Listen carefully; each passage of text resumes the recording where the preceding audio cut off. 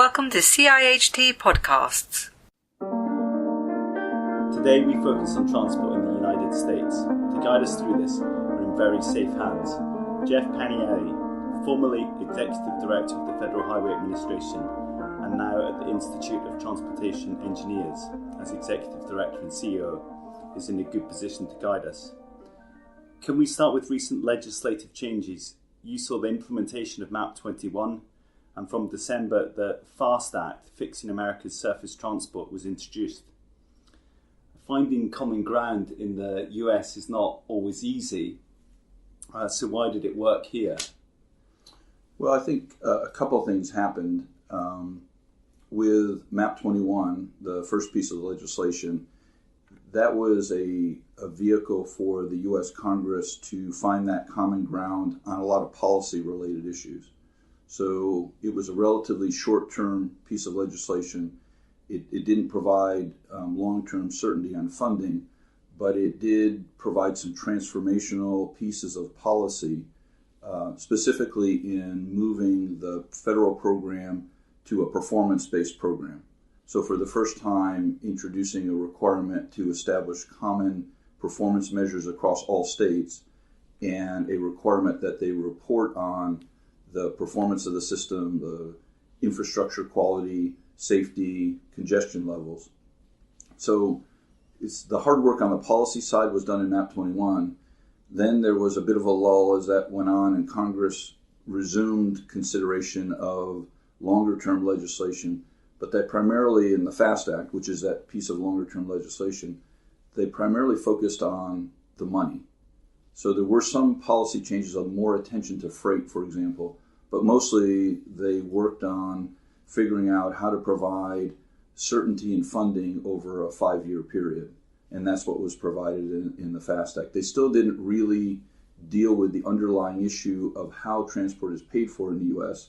They sort of pieced together funding from a number of sources, but at least it provided that 5-year window of certainty.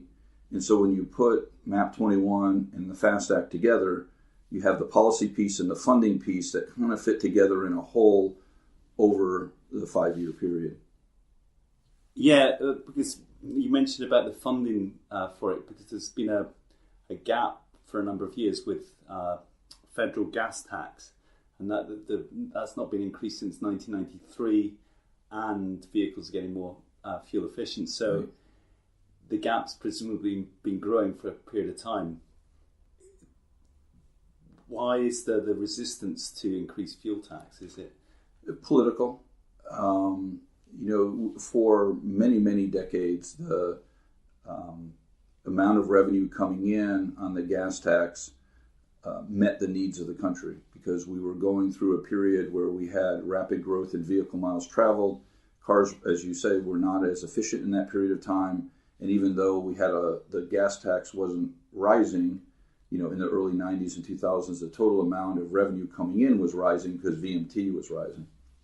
Well, then we got to a point where the VMT slowed down, we had recession and other things, and we've seen that the amount of money coming in now is not sufficient to support even the basic needs of the country in terms of infrastructure investment. And there's been a lot of discussion, a lot of push to try to get the Congress to raise the gas tax, but particularly in the Republican Party, many of the members of Congress have taken a pledge not to raise taxes. And so it's very difficult for them politically then to turn around and vote for an increase. They will be held accountable when they stand for election again. And so there's this reluctance on the part of the legislative body to enact an increase in the gas tax.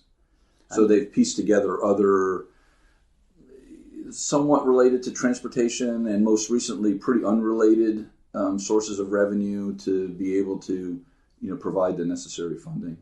And VMT is vehicle miles traveled. Yeah. Vehicle miles traveled, yes. And peaked recently, hasn't it? It has. 3.1 trillion miles. Right. We've actually seen a little bit of an uptick just this year because it peaked in the mid 2000, and as we went through the recessionary period, it was relatively flat, and even on a per capita basis, per user basis, went down some. But now on an aggregate basis, we've started to hit some new highs this year in total amount. But some of that's being driven by population growth and in other factors. And is that because road fatalities has also gone up? Is that because of that increasing vehicle miles travelled, or is there other factors? And then secondly, probably more importantly, what more can be done to address road safety issues? I know you've got a lot of background in that area. Yeah. So. I think it's something we're trying to figure out right now. We saw fairly significant drops in fatalities over an extended number of years, and greater than the leveling or even some of the drops in vehicle miles traveled. So while certainly the economy plays a part in up or down on safety, I think you can clearly see it related to travel and related to economy. The decreases we saw in the U.S. far outpaced the economic impact. So, a lot of it was attributed to safer vehicle designs in many respects, a variety of interventions that have been taken on driver education, younger drivers, more attention to infrastructure safety improvements. So it was kind of looked at as, it's an aggregate of all of those things.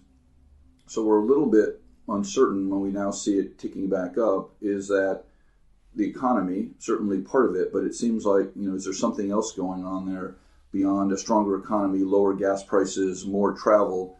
Is it related to that, or are there some other things we're missing? So there's a bit of questioning right now. I would say in the U.S. it's a relative. Just in the last year, we've seen that reversal, and so there's a lot of examination. One of the things we've seen in a lot of our cities is embracing of pedestrians and bicycle use.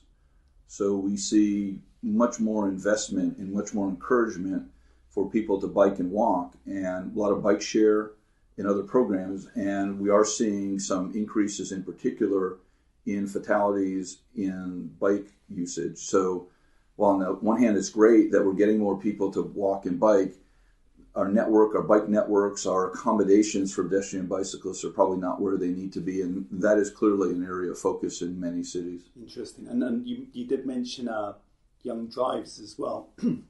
Excuse me. And the idea of graduated driving license has been something that's been thrown around. Is that on the agenda?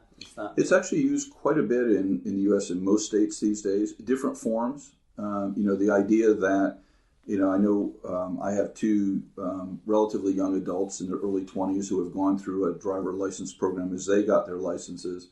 And, it created a series of steps they had to move through where they had to have we call driving permit. They had to have a learner's license and drive with their parents and with a qualified instructor for a longer period of time than was in the past.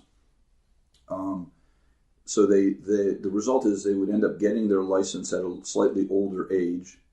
And then once they had their license, it's sort of a provisional license where initially they cannot drive with any friends. They have a curfew, so they have to be home by a certain hour in the evening. There are a variety of things that as they step toward, the traditional 16 years old is the traditional, beginning of driving age in the U.S. What we've seen is people getting their driver's license later, more closer to 17, and then kind of go through the steps. By the time they have all the full rights and responsibilities, they're closer to 18. Okay. So that shift from kind of 16 toward 18 is a huge shift, I think, in the maturity of a young adult and their ability to handle the driving task. The other thing I would say is we've also seen young adults, a millennial generation in the U.S., not as interested in driving as my generation, the baby boomer generation. They don't have that. They want mobility, but they're more willing to take mobility in whatever form it comes, which might be a bike, it might be public transport. These days it might be Uber or Lyft in mobility sharing. So there's a different mindset that is occurring right now in the U.S. among young adults. They're just very different. Shift, isn't it? Because it's a bit like music, and you get used to streaming it rather than owning it. And mobility seems to be shifting, that people will kind of not necessarily stream it, but buy it as a service and then step out of it. And it's certainly an interesting time, because I think there's the same shifts happening in the UK. And also technology is shifting. I know that's something that you've also got an interest in. And today, Volvo announced trials of semi and autonomous vehicles in London. And they've also been doing a lot of work in the US on that. Aside from road markings, what do you think, how do you see vehicle to infrastructure communications developing? Yeah, that whole space has been remarkable in just the last year, how fast things have moved with all kinds of new alliances between the tech industry and the automotive industry. We've seen a lot of different agreements that have been reached. We certainly, in the U.S., see a lot of work being done by Google, which is really pushing along the traditional automakers, and I think drawing in some of the other tech companies, Microsoft and others, and Apple are now saying, well, we need to be part of this revolution that's going on in the move toward driverless vehicles, autonomous vehicles, perhaps connected vehicles. So many things happening very fast. In terms of the infrastructure, what a lot of the work that's going on in the U.S. with the U.S. Department of Transportation is in communication between vehicles, vehicle to vehicle, and now very much focused on vehicle to infrastructure communication. So there are a number of trials that are going on currently in 3 of our states, New York, Florida, and Wyoming, kind of very urban, suburban, and rural, to try out different applications of roadside-based communication to vehicles.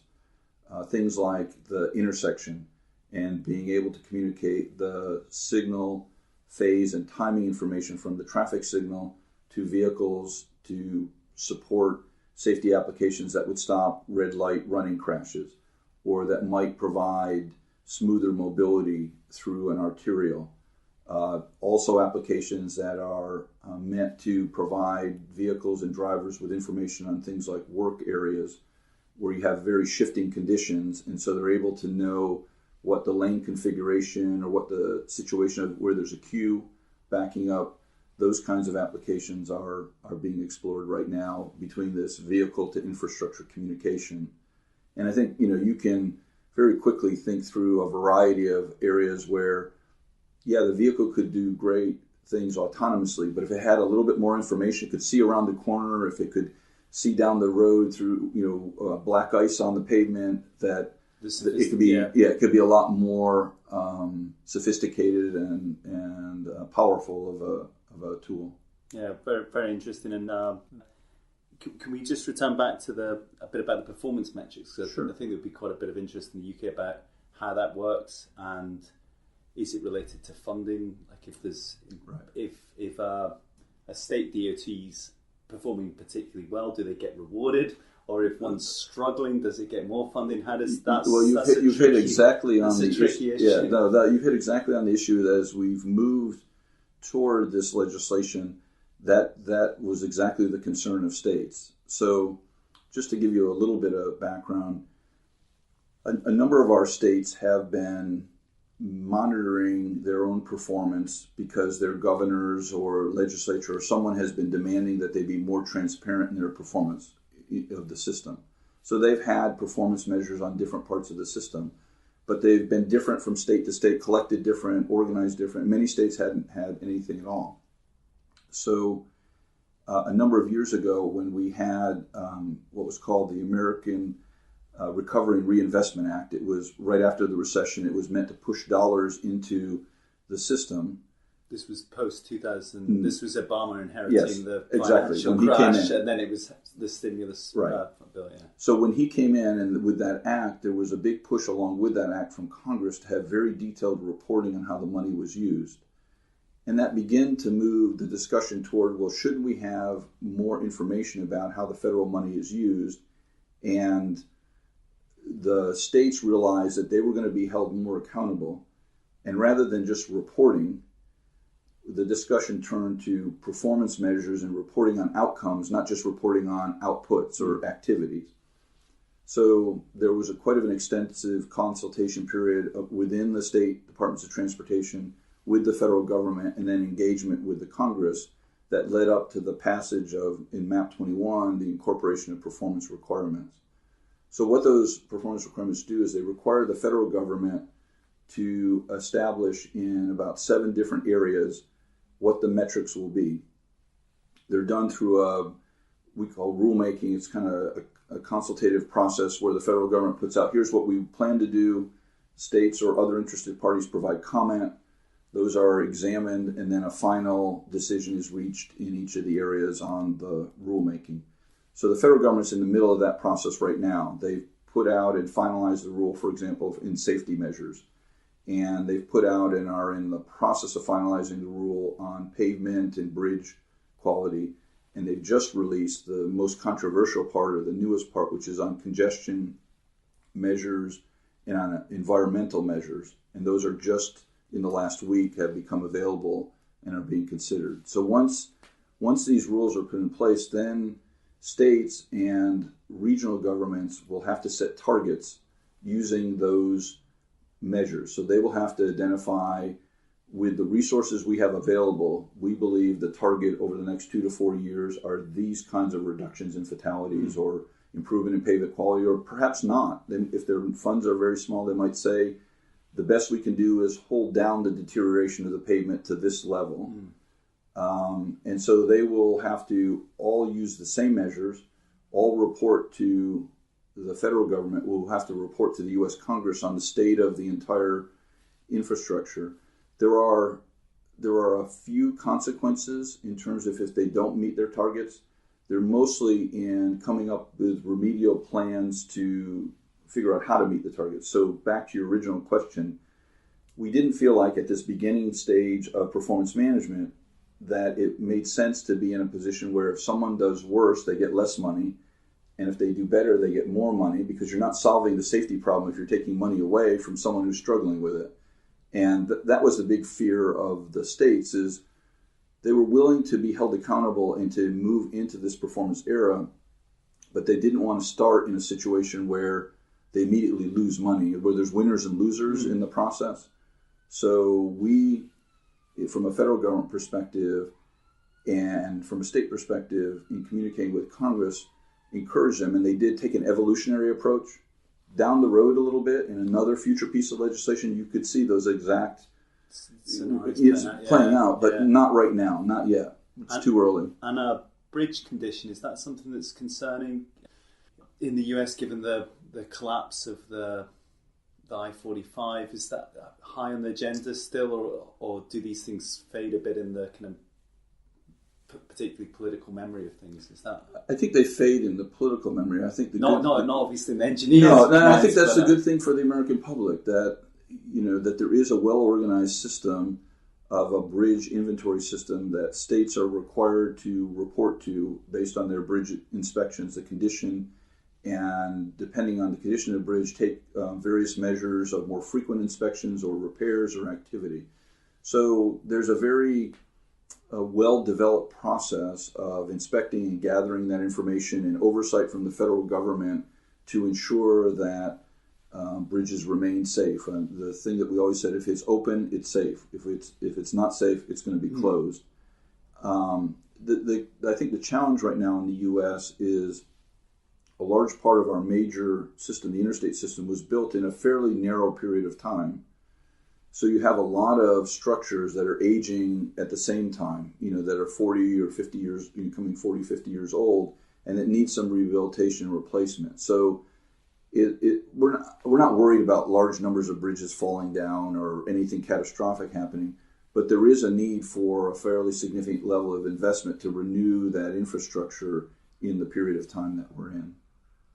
And is that something that the focus at the IT, is that something that, what are some of the key things? You're now in a different position. Yeah. You've stepped out. I mean, right. So my current job is, I run a professional association.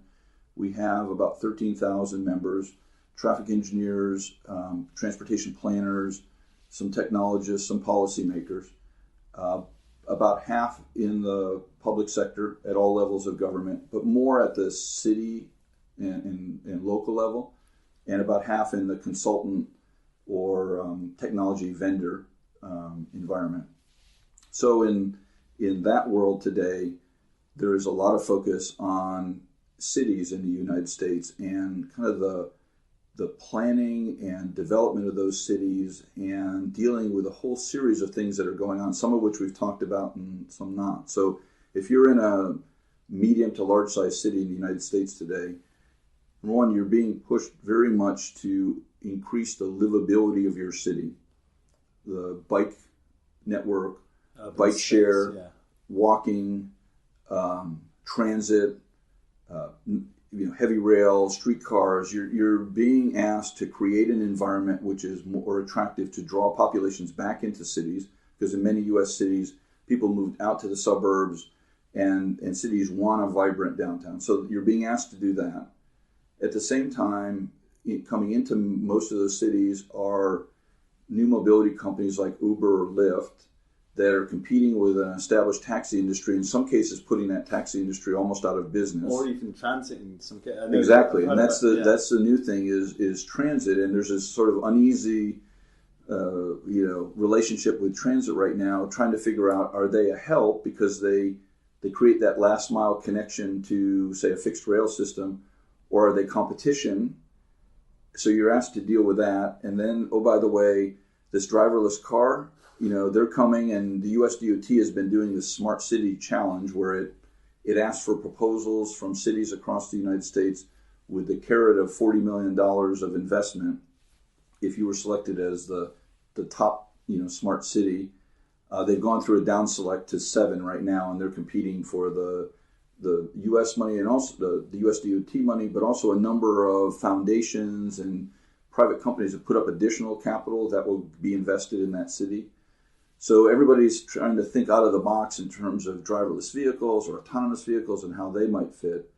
So from an ITE perspective, that's what we're trying to work with, is members who are trying to, and professionals who are trying to sort through all of those different trends that are going on and figure out, well, what's real and what's not, what's going to impact my city, how do I react to it if I'm responsible for the infrastructure and particularly the operation of the infrastructure. That's where IT members tend to be not so much involved in the construction side, but more in the operation, the use of technology, safety, the planning of it. And they've got a lot coming at them right now, trying to figure out, what to do.